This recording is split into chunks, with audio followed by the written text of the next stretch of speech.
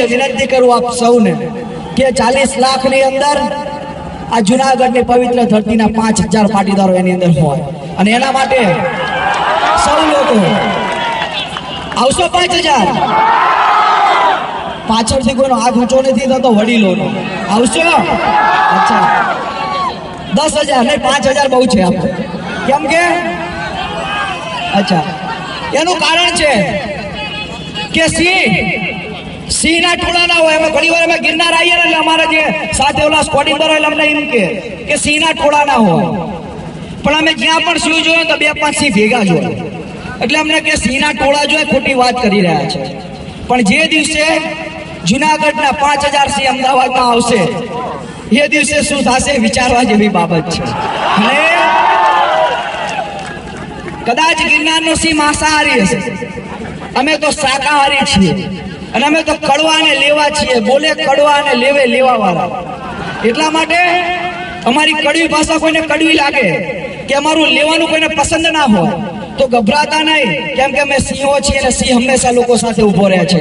અને અમે આજે અમારા સમાજની લડાઈ છે, આવતીકાલે કોઈ સમાજ લડાઈ લડવાની કરશે તો પાટીદાર સમાજ એની સાથે ખભો ખભા મિલાવીને જોડે છે, કેમ કે પાટીદાર સમાજ આ ભારતના વિકાસમાં અને ગુજરાતના વિકાસમાં હર હંમેશ ખભેથી ખભો મિલાવીને જોડે રહેવાનું પસંદ કર્યું છે. અને એટલા માટે આજે પાટીદાર સમાજના ઇતિહાસના પન્ના લખાયા છે. એટલે હું એટલું જ કહીશ કે મત સતા ગરીબ કો गरीब रो देगा, अगर उसका हबीब सुनेगा तो तू जड़ से खो देगा. जो पाटीदार समाजना કોઈ પણ ખેડૂત સાથે અન્યાય થયો છે ને તો અમે સરકારને ઉખાડીને ફેંકી દઈશું. એ અમારા ખેડૂતો માટેનું છે. અને આ લડાઈ ગરીબ પરિવારવાળા ખેડૂતો માટે લડી રહ્યા છીએ. મને એટલી ખબર પડે છે કે જો કોઈ એસટી કે એસસી ઓબીસી ના અનામતનો લાભ લઈને જો કોઈ કલેક્ટર બનતું હોય અને એનો દીકરો એ જ અનામતનો લાભ લઈને મામલતદાર બનતો હોય તો ગિરનારના ગરીબ ખેડૂત પરિવારનો દીકરો 80% લાવે કે 90%, જો એને એડમિશન નહીં મળે ને તો કાંઈક નવું થશે, તમારે સ્વીકારવું રહ્યું. એટલા માટે કારણ કે પાટીદાર ખેડૂત ખૂબ મહેનત કરી રહ્યો છે, પાટીદારની વિધવા બહેનનો દીકરો ખૂબ મહેનત કરી રહ્યો છે, એને સહકાર આપવાની જરૂર છે. અને અમને લોકોને કહે કે જૈન લોકોએ સાના માના લઘુમતી લઈ લીધી.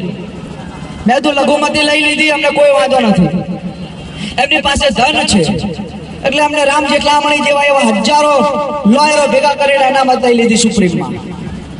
મને કે તમારા પાટીદાર સમાજ 1 કલાકમાં 100 કરોડ ભેગા કરે, 90 મિનિટમાં 90 કરોડ ભેગા કરે. મેં તો અમારો સમાજ ધારે તો 10 કરોડ રૂપિયા 10,000 કરોડ રૂપિયા સરકારના મોઢે મારે, પરંતુ અમારે એ પૈસાથી અનામત નથી રહી. આ રોડ પર આવીને પરસેવો પાડીને